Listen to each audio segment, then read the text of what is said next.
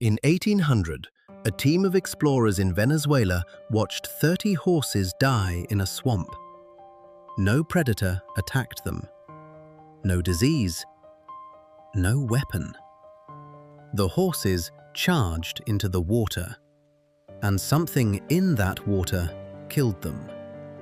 One by one, from the inside out. The explorer who witnessed it, Alexander von Humboldt, wrote it down, published it, and was laughed at for decades. But that was only the beginning. Because that creature, an animal with no claws, no teeth worth mentioning, no armor, is actually one of the most advanced machines nature ever built. It is not just dangerous. It is a living battery, a radar system, a remote control weapon, and a GPS unit, packed into a single slimy body. And the technology inside it is so advanced that scientists are still copying it today. Meet Electrophorus electricus, the electric eel. It lives in the slow, murky rivers and swamps of the Amazon and Orinoco basins, places where the water is so dark and so brown that light dies within centimeters of the surface. Visibility, zero. And this creature not only survives in permanent darkness, it dominates it. It grows up to 8 feet long. It breathes air, surfacing every 10 minutes, and 80% of its body exists for one single purpose: electricity. All its guts, its heart, liver, and lungs are crammed into the front 20% of its head. Think of it this way. Imagine your phone. Now imagine 80% of the phone is nothing but battery. The camera, the screen, the processor, all crammed into a tiny strip at the top. The rest is pure power storage. That is this animal. 3 electric organs occupy its body like 3 floors of a power station. The main organ, the heavy artillery, fires up to 860 volts. The hunter's organ, the precision weapon, fires medium pulses to control prey. The sax's organ, the sensor, emits a constant 10-volt signal, almost imperceptibly weak, like a flashlight beam sweeping through black water. The eel is functionally blind. Its eyes degenerate after infancy.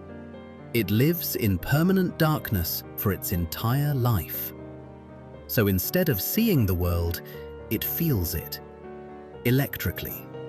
The 10-volt pulse radiates outward into the water and creates an invisible electric field around the eel's body, like an invisible bubble. When a fish swims into that bubble, the field distorts. The eel reads the distortion. It knows exactly where the fish is, how big it is, how fast it is moving, all without seeing a single thing. Think of it like the radar on your phone when it detects other Bluetooth devices nearby. You cannot see those devices, but your phone knows they are there, their signal, their distance, their direction. The eel's sax's organ is biological Bluetooth, running constantly, never switched off, a private map of everything alive within reach. Now it hunts, and what happens next is one of the most brutal and elegant things in nature. The eel does not chase its prey. It does not bite first. Instead, it fires a medium voltage burst from its hunter's organ, and that burst does something that should be impossible. It hijacks another animal's brain. Without touching, without contact. The prey fish's body spasms involuntarily. Think of it like someone else pressing the buttons on your phone from across the room, without your password.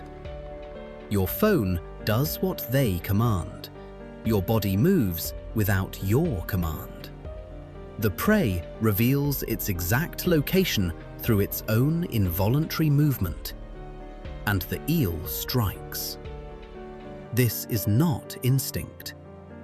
This is remote control. Biological warfare at a distance. And when something larger threatens the eel, something too big to hijack, the main organ fires. Up to 860 volts.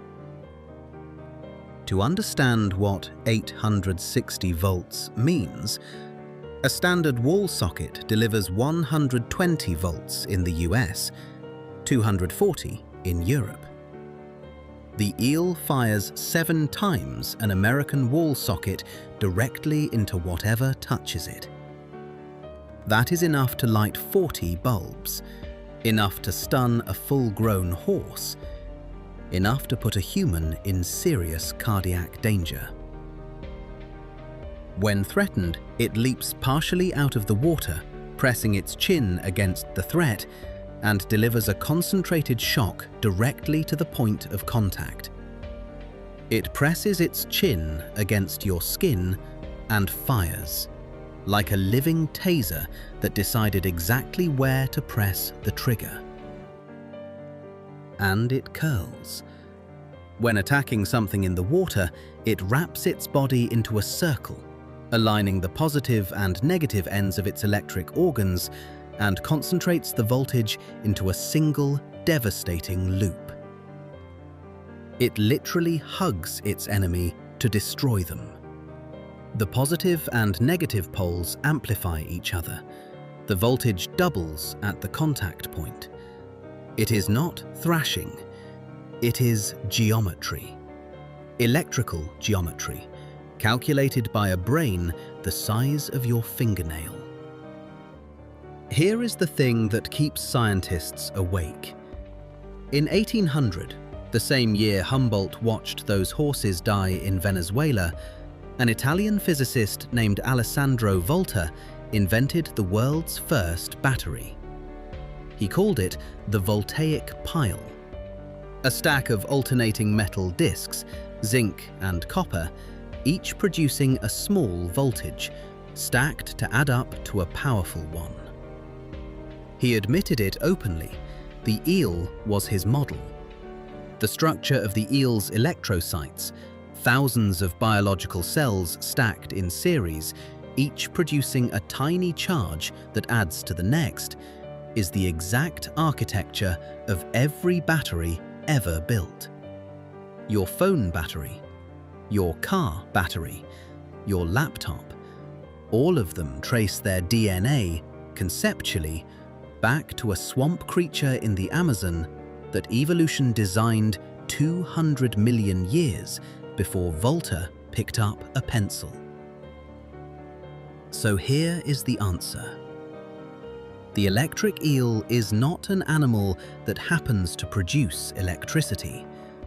It is an electrical system that happens to be alive. Its Sax's organ is a biological radar. Its hunter's organ is a remote control weapon. Its main organ is a high-voltage discharge cannon. Its body geometry turns into a voltage amplifier on demand. And its entire architecture, stack living cells in series, add voltages, is the foundational principle of every battery humans have ever built. Nature is full of secrets like this.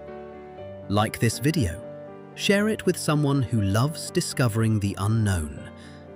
And subscribe for more stories that reveal just how incredible our world really is.